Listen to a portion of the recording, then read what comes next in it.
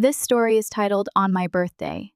My dad announced, "You're a burden and can't live with us anymore." So I cut off the electricity and left them in the dark. Hey guys, first time posting here. I feel like venting, so here we go.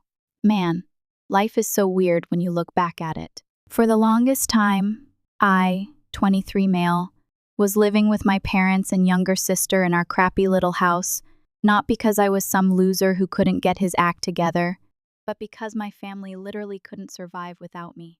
My dad, Richard, hasn't had a job in like 4 years. He got laid off from the factory and just never got another one, always had excuses. His back hurt, nobody was hiring, the economy sucked, he was exploring opportunities, but really, he just sat on the couch all day watching Fox News and complaining about how the government screwed him over.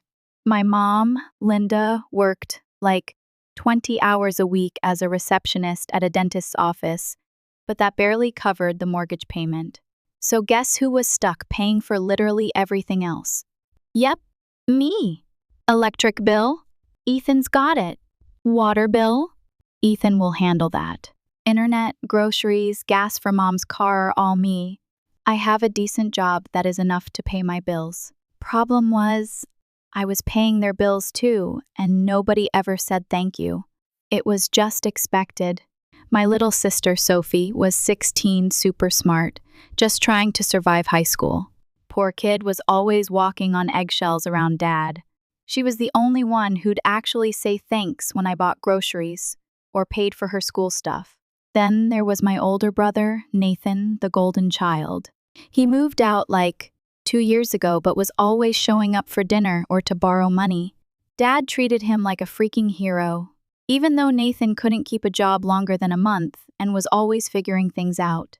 But he'd sit there and feed Dad all the BS he wanted to hear, how the system was rigged, how Dad was too qualified for entry-level jobs, how we wouldn't be struggling if the economy wasn't broken. Dad ate that up like candy. Meanwhile, the first suggest maybe he could apply at the Amazon warehouse that was always hiring. And suddenly, I'm disrespectful and don't understand how the real world works. Yeah, the real world where bills magically pay themselves. The family dynamic was super clear. Dad was the man of the house who contributed absolutely nothing. Mom was tired and checked out. Nathan was the perfect son who could do no wrong. Sophie was invisible most of the time, and I was just the walking ATM. I kept telling myself, I stayed for Sophie's sake, she needed someone normal in that house. But looking back, I was in denial about how messed up everything was. It's easier to just keep your head down than to admit your own father sees you as nothing but a cash machine. Dad and I barely talked most days. He'd grunt when I got home from work, maybe ask if I could spare some money for cigarettes, but he never asked about my job or my friends or anything. Mom was a little better, but not much. She was so focused on keeping Dad happy that she didn't have energy for much else. Nathan would show up 2 to 3 times a week, always when food was ready. He'd tell these big stories about business ideas or job prospects that never went anywhere. Dad would listen like he was hearing the gospel truth. "That's my boy," he'd say, while I sat there knowing I'd be the one buying the groceries for next week. I had this routine where I'd pay all the bills on the first of the month: electric, water, internet, streaming services, even the damn cell phone bill for everyone. I'd sometimes have to skip going out with friends just to make sure all the bills were covered. Not once did anyone offer to help. It was just expected. I remember one time the internet went out because the payment was late. My paycheck was delayed. Dad freaked out like it was the end of the world, screaming about how he couldn't watch his shows, how I had one job. I ended up taking cash from my emergency fund to pay it that day just to shut him up. Sophie would sometimes sit in my room just to escape the tension. We'd play video games or watch movies on my laptop. She'd tell me about school or her friends' normal stuff. Those were the only decent times in that house. Each time I thought about moving out, I always had some crisis, some reason that required me to stay. Mom needs surgery. The furnace broke. Sophie needs braces, and I fell for it every time. I had friends who couldn't understand why I stayed. My buddy Mark was always telling me I was being used. "Your family's taking advantage of you, man," he'd say. I'd get defensive, make excuses. Their family, what am I supposed to do? Let them lose the house? The truth is, I was scared of what would happen to Sophie if I left, scared of the guilt trips, scared of being the bad guy. So I stayed, paid the bills, and tried to ignore the growing resentment I felt every time I saw Dad lounging on the couch while I came home exhausted from a 10-hour shift. I had this fantasy that one day they'd realize how much I did for them, that Dad would get a job, Mom would say thank you, and things would change. Stupid, right? But that's what kept me going. Sometimes I'd look at apartments online, just dreaming about having my own place, but I always closed the browser before anyone saw it. It felt like betrayal somehow, like I wasn't allowed to want my own life. That's how things were for about 3 years, me working and paying for everything. Dad doing nothing, Mom enabling him, Nathan showing up to mooch, and Sophie just trying to survive. But lately, something felt off. Nathan started hanging around more, whispering with Dad in the living room like they thought I couldn't hear them. Mom would freeze mid-sentence the second I stepped into the kitchen, like I just interrupted a secret meeting about me. The whole vibe was heavy, like I'd walked in after the punchline but somehow knew I was the joke. But I let it go. What else could I do? That was my family, a totally dysfunctional system that somehow worked. Until my 23rd birthday. It landed on a Friday. I wasn't expecting fireworks, maybe a grocery store cake if I was lucky, but what I got instead, that flipped my entire life upside down. I came home from work that day, and everyone was at the dining table. Mom had actually made lasagna, which was my favorite. Dad had put on a clean shirt instead of his usual stained undershirt. Sophie had made me a card with this really sweet message inside. Even Nathan was there, which was weird since he usually only showed up when he needed cash. "Happy birthday, bro," Nathan said, giving me this weird smile that should have been my first warning sign. We sat down to eat. Dad was being unusually chatty, asking about my job, if I was getting a raise soon, how much I was saving, like since when did he care about any of that? The whole thing felt fake, like we were actors in some awkward family sitcom. Dad laughing too loud at Nathan's stupid jokes, Mom pretending everything was normal. Even Nathan's smile was too wide, too forced. It felt less like a celebration and more like an ambush I hadn't figured out yet. Halfway through dinner, Dad put down his fork, looked me straight in the eye, and said, "Ethan, you're a burden, and you can no longer live with us." I swear I thought I heard him wrong, like maybe he was joking, but his face was dead serious. I stopped chewing and just stared at him. Mom let out this weird, nervous laugh. Sophie dropped her fork on her plate with a clatter. Nathan had this smug little smile he was trying to hide. "What?" I finally managed to say. "You heard me," Dad said, all stern, like he was some kind of authority figure. "You've overstayed your welcome. You need to move out." I looked around the table. Mom was staring at her plate, not making eye contact. Sophie looked horrified. Nathan was barely containing his grin. "Are you serious right now?" I asked. "I pay for everything in this house, the electric, the water, the internet, the groceries." Dad waved his hand dismissively. "We'll be fine." Nathan's moving back in. He's got some business opportunities lined up. And there it was. Nathan had convinced Dad to kick me out so he could move back in, probably promised to take care of things once I was gone. What a joke! "Yeah, little bro," Nathan said, not even trying to hide his smirk anymore. "Time for you to get your own place. I'll handle things here." Sure he would, the guy who couldn't keep a job at McDonald's for more than a few weeks was going to support the family. "Yeah, right." Mom finally spoke up. "Maybe we should talk about this later." "No," Dad interrupted. "This is my house. I make the rules, and I say he's done here." I looked at Sophie. She looked like she was about to cry, probably wondering if she was next on the chopping block. I took a deep breath. I wasn't going to beg or argue. If they wanted me gone, fine, but they had no idea what they were asking for. All right, I said simply. Dad sat up straighter, like he just won something. Nathan's smirk got bigger. Mom still wouldn't look at me. I stood up, took my plate to the sink, and just walked upstairs without another word. As I left, I heard Nathan saying, "See? Told you he'd be cool with it. He's been wanting to move out anyway. Cool with it?" They had no freaking idea what was coming. I went straight to my room and started throwing my stuff in bags. No point staying where I wasn't wanted. And if they thought they could just toss me out and still benefit from my money, they were about to learn a very expensive lesson. As I packed, I could hear them talking downstairs. Dad and Nathan were laughing about something. Mom's voice was quieter, worried. I caught phrases like, "But how will we pay the," and "What about the bills?" Followed by Dad's confident, "Nathan's got connections." Sure he did. Nathan's connections were just as real as his business opportunities. After about an hour, Sophie knocked on my door. I let her in, and she closed the door behind her. "What the hell was that?" she whispered, her eyes red from crying. "That was me getting kicked out on my birthday," I said, continuing to stuff clothes into my duffel bag. "But that's insane! You pay for everything. They can't afford anything without you." "Not my problem anymore," I said, zipping up my bag. "Where will you go?" she asked, looking worried. "I've got some savings.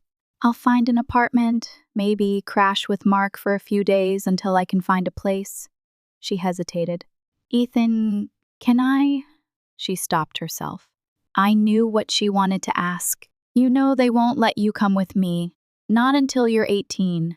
She nodded sadly. "This is so messed up. Nathan put them up to this. He's been talking to Dad all week, saying how you don't respect him, how you act like you own the place because you pay the bills." That made sense.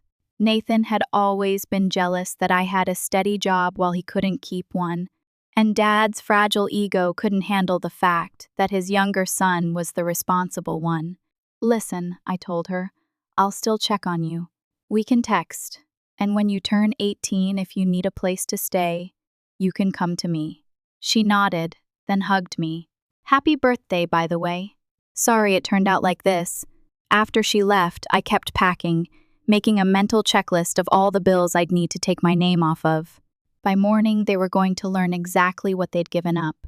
I waited until the house was quiet, everyone had gone to bed, probably thinking I'd leave tomorrow.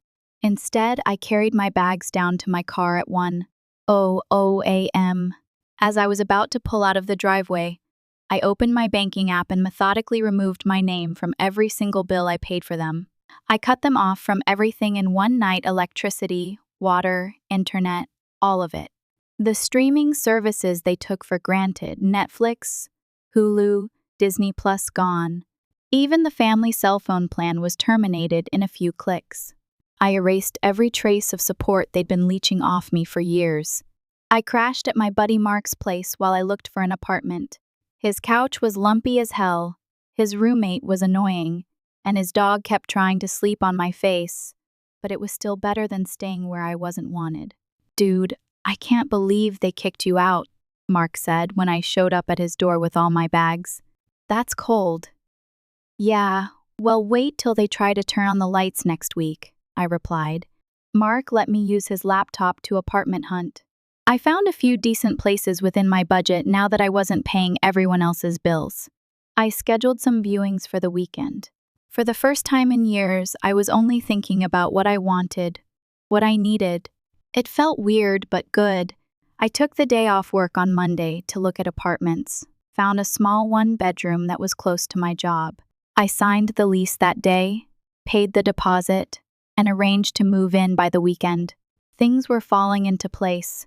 3 days after I left my parents' house, my phone blew up 8 missed calls from Mom, 5 from Nathan, none from Dad, of course. His pride wouldn't let him. And a text from Sophie: "The power just got cut off." I grinned. That was faster than I expected. The electric company must have been waiting for that payment. Another text from Sophie, "Dad's losing his mind," says you sabotaged the house somehow. I could just picture it, Dad stomping around in the dark, ranting about how I'd done something to the electricity. Nathan realizing his big plan to replace me wasn't going to be as easy as he thought. Mom probably panicking about how they couldn't watch their shows or charge their phones. Then my phone rang again, Mom, this time. I decided to answer. "Ethan, something's wrong with the house?" she started before I could even say hello. "The power's out and the internet's not working, and I just got a call from the water company saying we're past due." "You didn't pay the bills?" I said calmly. There was a pause. "What bills?" I almost laughed. "The electric bill, the water bill, the internet bill, all the bills I've been paying for the last 3 years. But those just get paid automatically," she stammered. "They did when my name was on the accounts and my bank account was linked to them. Not anymore." There was silence. Then I heard Dad's voice in the background. "What's he saying?" "Let me talk to him." "No," Mom said to him. "Then to me, Ethan, please. We didn't think." "That's right, you didn't think. Dad calls me a burden, kicks me out on my birthday, and you all sit there and let it happen. Now you're surprised there are consequences? We didn't mean, I don't care what you meant. Figure it out yourselves." I hung up. My phone immediately started ringing again.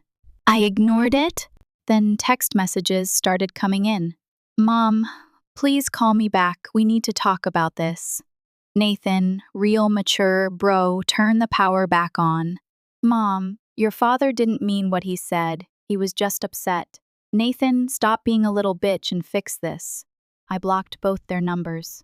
The only one I left unblocked was Sophie. She texted again that night. "It's like a war zone here.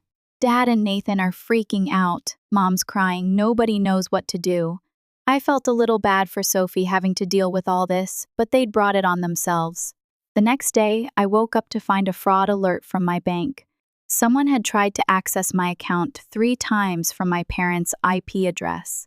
I immediately called the bank and locked everything down, changed all my passwords. Then I called Sophie. "What's going on over there?" I asked when she picked up. "It's really bad," she whispered. "Nathan and Dad are going crazy. They were on the computer all morning trying to get into your accounts." "How are they trying to get in?" "Do you know what they were doing? They had this old notebook of Mom's," she said. "The little blue one she keeps in the desk drawer. It has all your old passwords from high school. The thing is, my mom had an old notebook where she kept all our passwords just in case, and even though I hadn't used those passwords in years, my family was desperate enough to try them." Sophie told me Nathan was guessing my security questions like my first pet's name and Mom's maiden name while Dad searched my old emails on the family computer for password reset links. Thankfully, they couldn't crack my email thanks to 2-factor authentication. They even tried calling the bank, with Nathan pretending to be me, but he failed the security questions. I almost laughed imagining him fumbling through answers, claiming he was locked out and needed emergency access. But the bank wasn't buying it. Mark walked into the room and saw me on the phone. He mouthed, "Everything okay?" I put Sophie on speaker and she told him everything. We spent the next hour locking down all my accounts, bank, email, social media, everything. Changed security questions to things my family would never guess. Made sure 2-factor authentication was enabled everywhere possible.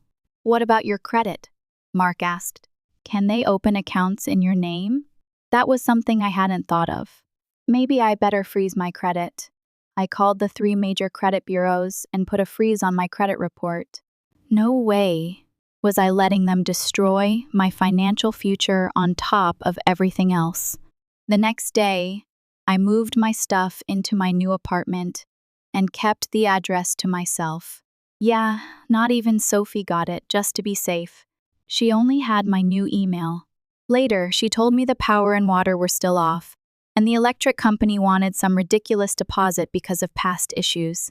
Of course, they didn't have the money.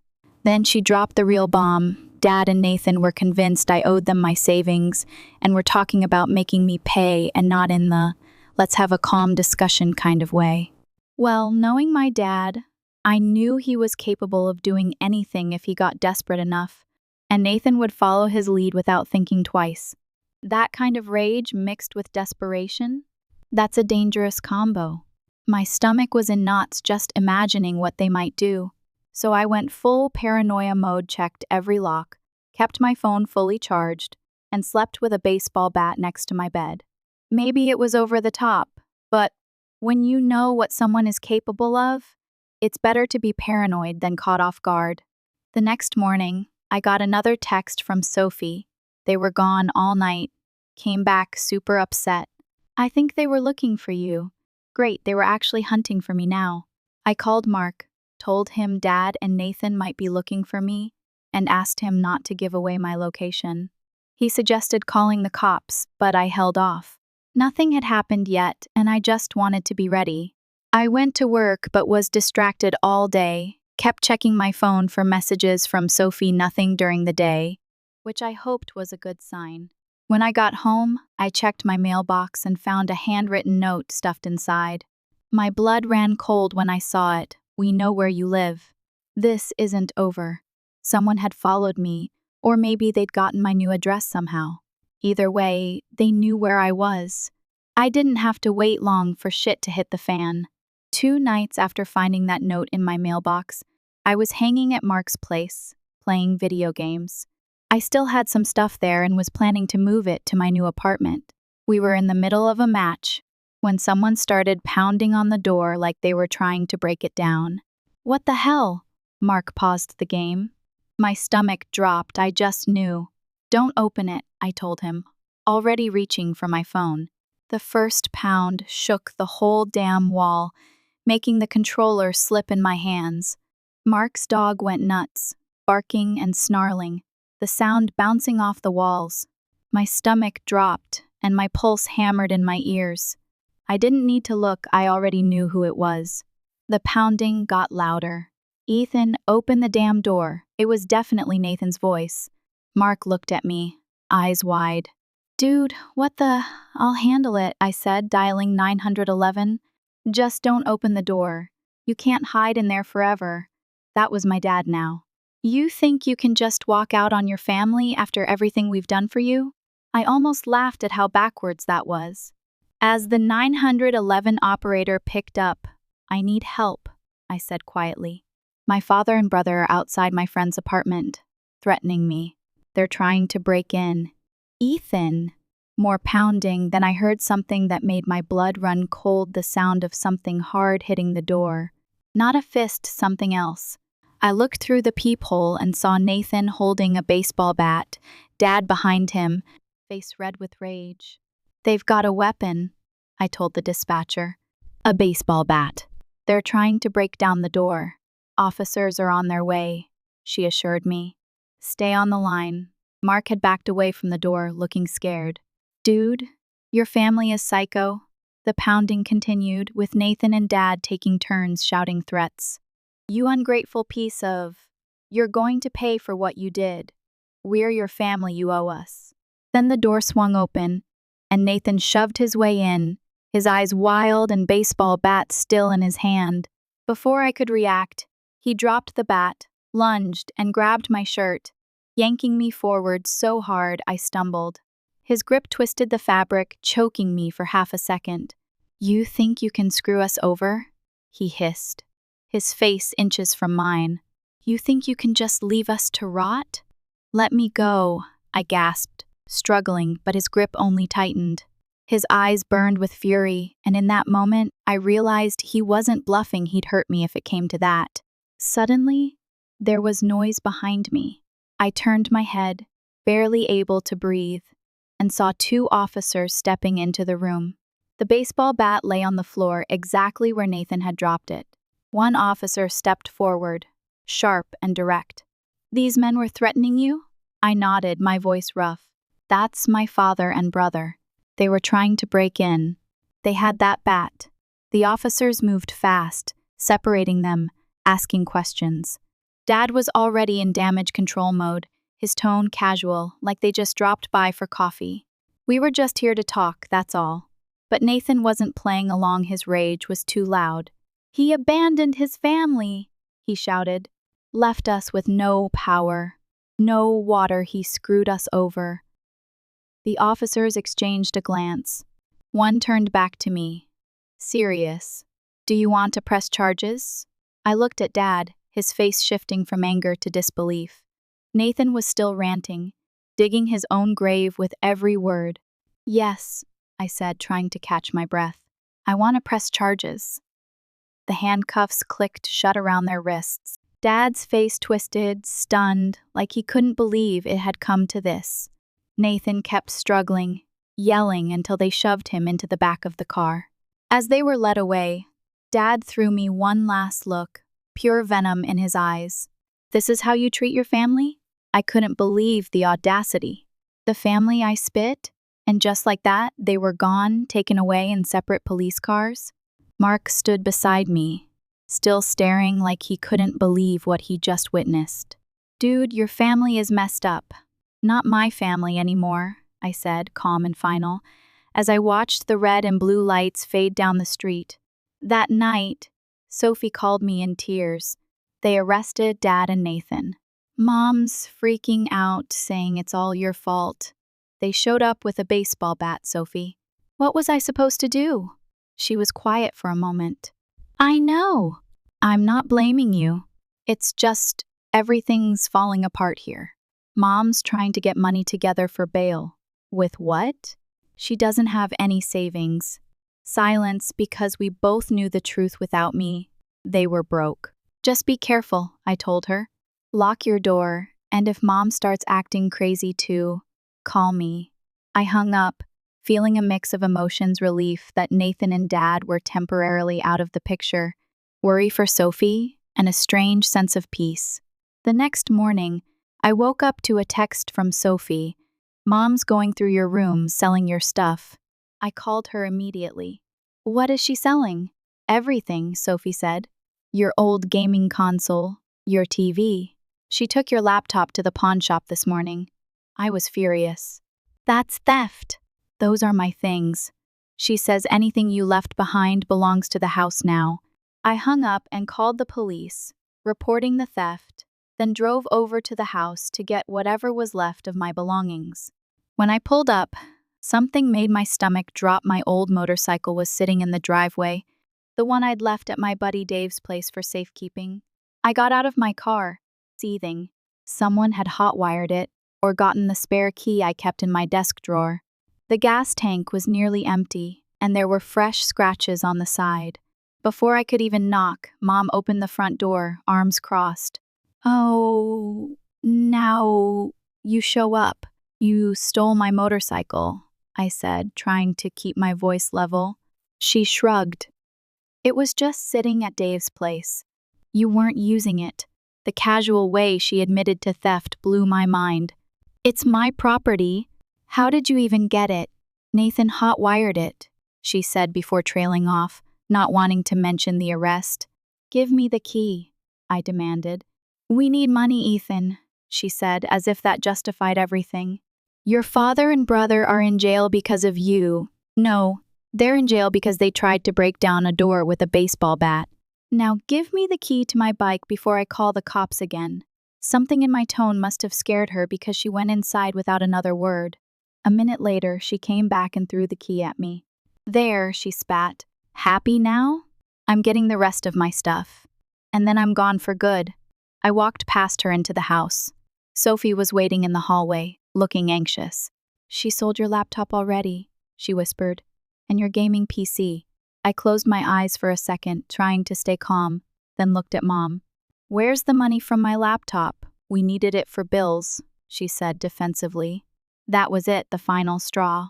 I pulled out my phone to text every pawn shop in town, sending them photos of my laptop and gaming PC, telling them they'd been stolen and I'd be reclaiming them as soon as I found them.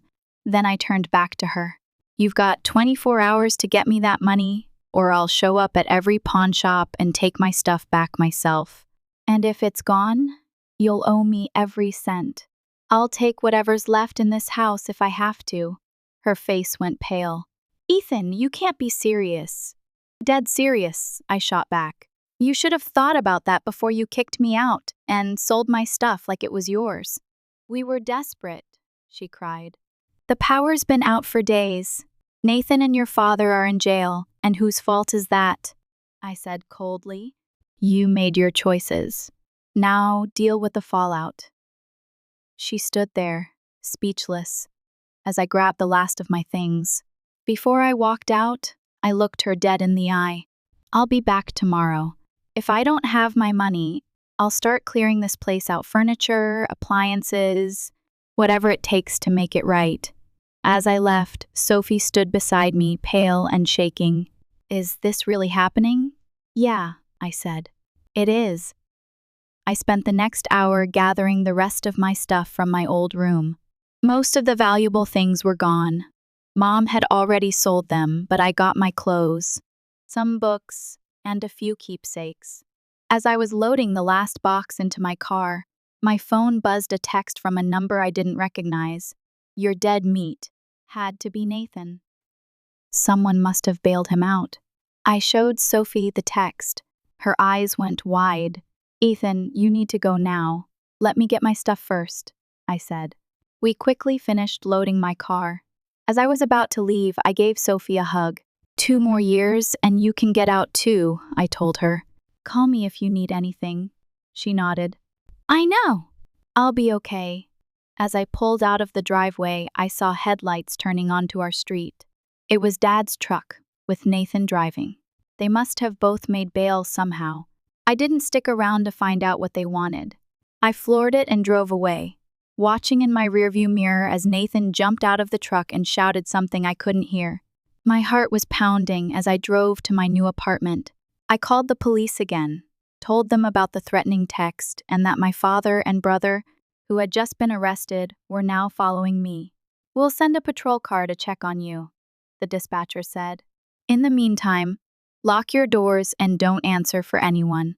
I did exactly that, sat in my apartment with all the lights off, jumping at every sound. The patrol car drove by a few times, but there was no sign of Dad or Nathan. Around midnight, Sophie texted that Dad was talking about getting a gun and ending this once and for all, with Nathan mentioning a friend who sells guns. That was enough for me to report the threat and forward the text. 20 minutes later, Sophie said the cops were there, and after a tense wait, she confirmed they took Dad and Nathan. I could finally breathe, but I knew it wasn't over. The next few weeks were a total mess. Dad and Nathan got charged with attempted breaking and entering, making threats and a bunch of other stuff. Mom got charged with theft for selling my laptop and other things since I didn't find them in any of the pawn shops, and I pressed charges. They all got court dates. Sophie was staying with our aunt temporarily since everyone else was either in jail or just got out on bail. I tried to focus on getting my life together, set up my new apartment, threw myself into work, started hanging out with friends again. It felt good to not have to worry about paying everyone else's bills. For the first time in years, my paycheck was actually mine. The court dates came and went. Dad and Nathan both got probation for the attempted break-in and threats. Mom got community service for the theft. The house eventually went into foreclosure because no one was paying the mortgage. And it's actually been 2 years since all that went down. Sophie turned 18 last spring and moved in with me the literal day after her birthday. She had all her stuff packed for weeks, just waiting for the day. She's in college now, studying computer science and doing great. We split the rent and utilities, and she's, like the complete opposite of my parents, always pays on time, cleans up after herself, actually grateful when someone helps her out. Weird how that works, right? My parents lost the house about 6 months after everything happened, no surprise there.